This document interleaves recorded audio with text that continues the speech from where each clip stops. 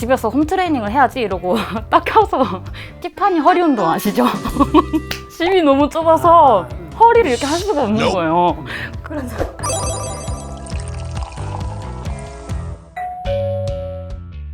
정부가 하고 있는 청년 주거 지원 대책들, 그 대책들이 현장에서 청년 여러분들한테 어떻게 좀 받아들이고 있는지 이거를 저희가 좀 알고 싶어가지고 오늘 여러분 한번 뵙자고 모신 거고요. 네. 저는 7호선 신대방 삼거리역에서 살고 있고요. 저 항상 말하는 게 하늘이랑 되게 가까운 집에서 살고 있다고 얘기하고 낭만적이야. 겨울에 한 번은 눈이 약간 살얼음처럼 왔었는데 제가 언덕 내려가다가 하늘나라 갈 뻔했거든요. 웃으면 안 되는데. 그래서 저도 그런 적 있어요. 언덕 위에 있는 집이 반지하 집이 많아요. 맞아. 네. 근데 반지하에 살 때였는데 언덕이 이렇게 돼 있거든요. 내려가거나 올라갈 때 이렇게 올라가야 되는 뭔지 아시죠? 힘쓰면 다리 후들후들거리면서 이렇게 올라가야 돼요. 그게 진짜 너무 스트레스 받아가지고 옆에 이거 잡고 가는 거 있잖아요. 거기 일렬로. 그때 그 앞사람의 엉덩이를 잊을 수가 없어요. 진짜 나 열심히 살아가지고 돈 많이 벌어가지고 아파트 살아야겠다. 평지에 있는 애들 너무 웃기죠? 저는 우선 이제 수의역 근처 걸어서 한 10분? 5분 정도 거리에 네, 나름 역세권. 그리고 이제 전세 8,500, 10평 정도에 살고 있어요. LH 전세로 했는데 이 이자를 내는 돈은 얼마? 한 20만 원 정도 내고 있어요. 8,500 중에 본인 보증금에 들어간 돈 금액은 저는 200만 원대. 200만 원에 20만 원. 살만하죠. 주변에 아까 학생이라고 하셨으면 기숙사 생활도 많이 하고 그러나요? 이제 대부분 이제 룸메이트 구해서 월세 내고 그렇게 살던지 LH를 하는 친구들도 몇 명인데 대부분 남자애들 아니면 반지하 사는 친구들도 있고 되게 주거 환경이 다 좋진 않아요. LH 홈페이지에 들어가가지고 이제 그 신청을 하시게 되면은 LH에서 전세 자금을 지원을 해주는 거예요. 일정 서류를 받고 내 소득 분위를 파악을 해서. 그래서 1, 2분위 같은 경우에는 내가 100만 원을 내면은 수도권의 경우 1억 2천, 지방의 경우 8천에서 9천까지 이제 보증금을 받을 수 있고 자기가 집을 먼저 알아봐야 되는 거야? 합격이 되면은 이제 집을 찾아다니셔야 돼요. LH가 가능한 집은. 네, 집값이 전세급보다 싸면 안 되고 빚이 있으면 안 되고 근저당이 잡혀 있으면 안 되고 이런 게 되게 많아요. 그리고 그런 부동산에 전화해서 LH 집을 가면 반지하, 옥탑방, 1층, 이제 기본 30년. 좋은 데는 별로 후보에 없는 거네요. 네, 좋은 데는 서울권엔 아예 없다 보시면 되고 서울은 아예 없다. 거의 없어요. 이 집이 정말 좋은 집이에요. 제가 본 LH 집 중에 제일 좋아요. 아 진짜? 좋은 집은 월세를 받으면은 좋죠, 충분히. LH 탈출하셔가지고. 네, 저는 원래 LH에서 이제 3년을 살았는데 중도 해지를 했고요. 중도 해지를 한 게 제가 집에 살다가 누가 들어왔어요. 모르는 사람이 제 창문을 뜯고 이제 들어와서 집 안에 이제 몰래카메라를 몇 개 설치를 하고 집 안에 몰래카메라를 이제 설치. 거실에 2개, 뭐 방마다 몇 개, 뭐 화장실에 몇 개 해서 신고를 하고 이제 몰래카메라 찾아서 파기를 하고 뭐 그랬어요. 집 자체가 낡아서 방범창도 낡았고 범인은 잡고 아니요, 범인 당연히 못 못 잡았고 잡았고. 이제 그냥 몰래카메라랑 파기하고 이제 집 근처에 뭐 CCTV를 달아주시고 경찰에서 이렇게 하긴 했는데 전자도어락이 이제 문화만 달려있는데 월세를 조금 한 10만 원, 20만 원 높이면은 아예 정문에 그런 도어락이 달려있으니까 어쩔 수 없이 그런 데를 택하게 되는 것 같아요. 또 누가 들어오면 어떨까. 더 약간 이중고네요. 그렇죠.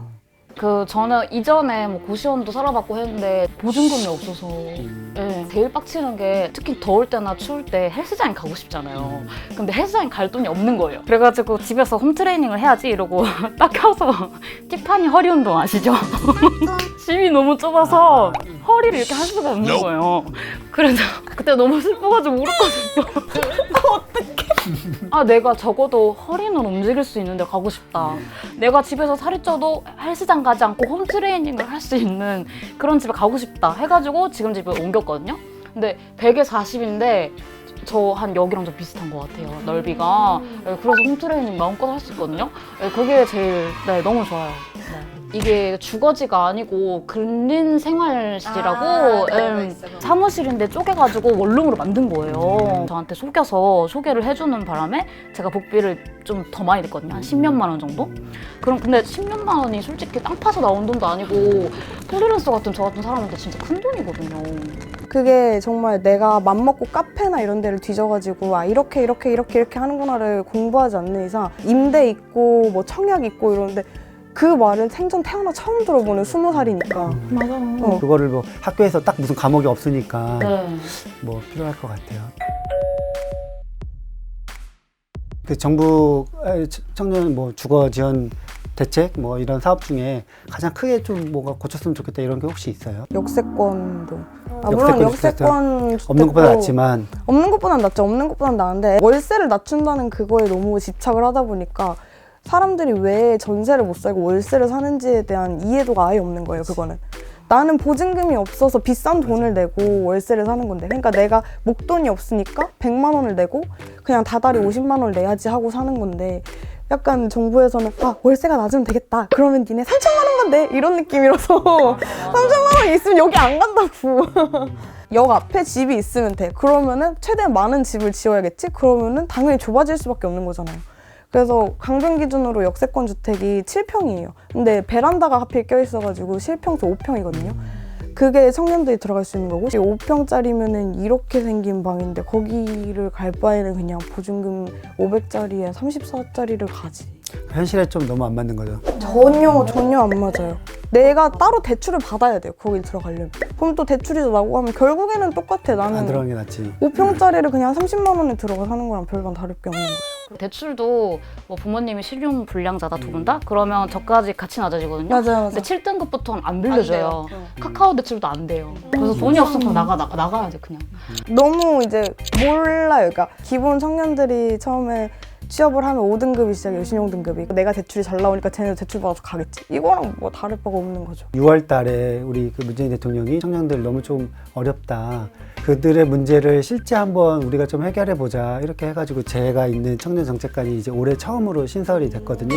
그러니까 그전에는 청와대 내에 청년 전담 조직이 아예 없었어요. 역대로. 그래서 각 부처에서 이제 청년 정책들 쫙 받아서 보니까 대책은 되게 많아요. 보니까 막 180여 가지가 정도 되고, 실제 체감하는 거, 특히 뭐 일자리나 주거 관련 부분에서 체감도가 너무 낮으니까 정부 예산이랑 뭐 재정 이런 여건이랑 종합적으로 고려해서 낮출 수 있는 방법을 좀 찾아보고 싶은데, 좀 답답한 측면이 저도 되게 좀 6개월밖에 안 됐지만 굉장히 좀 많은 것 같아서. 청년으로서 어떤 평수에 사는 게 좀 가장 적합할 것 같다. 우선은 5평은 너무 좀 작은 것 같고요. 네, 요리하고 이제 빨래 넣을 수 있는 공간 이런 거 생각하면은 한 7, 8평은 돼야 할 것 같아요. 네, 그리고 이제 적정 월세는 공과금 생각해서 한 3, 40 정도? 그거 내면 이제 50 안으로 해결되게. 7평 정도면 그래도 티파니 어려운 돈은 할 수 있을 것 같아요. 그 정도는 할 수 있어. 정말 내가 집처럼 살고 싶다 하면 10평 내지 12평은 돼야지 그냥 뭐 밥도 해먹고 할 수 있을 것 같고, 대학가 근처는 비싸잖아요. 보증금이랑 월세가. 기숙사 같은 경우에도 그 대학 주변에 있는 주인들이 많이 반대를 해가지고 맞아요. 못 짓는 경우도 많고. 애들이 알바를 평일 내내 해도 달에 한 80만 원 조금 안 되게 벌어요. 근데 거기서 주거비가 50 넘게 빠져나가면은 아무 생활이 안 돼. 밥을 못 먹죠. 전 다 빼고 그냥 저축을 20만 원 정도만 할 수 있는 돈이면 좋겠다. 와. 네, 이렇게 생각해요. 주거비. 이거 하나만 정말 바란다. 돈 문제가 아무래도 당장 생계랑 연결되는 거기 때문에. 그러니까 약간 조금 좋은 집에 어쨌든 좀 부담이 덜 할 수 있는 조건으로 살 수 있게. 저는 안전이에요. 안전. 안전. 걱정 안 하고 싶어요. 가장 되게 중요하네요. 짧지만. 네. 좀 이야기 나눠보면서 이게 또 여성이랑 남성이랑 20대 초중반이랑 뭐 아니면 지금 뭐 프리랜서나 학생이나 아니면 취준생 같은 경우에도 다 다르니까 원하는 그런 기준들이나 그 요구들이, 그 기준들의 약간 공통분모나 아니면 이런 걸 좀 찾아야겠다 이런 생각도 많이 들었고, 전체적으로 청년들한테 정부가 이 정도 해줘야 된다는 이런 좀 합의가 청년들뿐만 아니라 기성세대한테까지 같이 그런 고민이 함께 들면 이 문제가 더 빨리 풀리겠다 이 생각을 좀 많이 가졌고요. 그러니까 기대를 하고 싶은 거예요. 내년에는 조금 더 달라지지 않을까. 내년에는 지금도 많이 하고 있는데 뭔가 추가적으로 하고 싶어 한다거나 뭐 그런 건 알았어요. 그러니까 그분들의 생각이 약간 하이 클래스라서 그렇지 앞으로 좀 좋아질 거라고 생각하고 있어요. 이제 배반하면 안 돼요. 네, 어떻게 느껴지는지 잘 모르겠지만 우리 문재인 정부가 계속해서 우리들의 목소리를 귀 기울여주고 있구나. 뭐 단기간에 해결은 안 돼도 이런 기대감이 있으셨으면 좋겠네요. 네.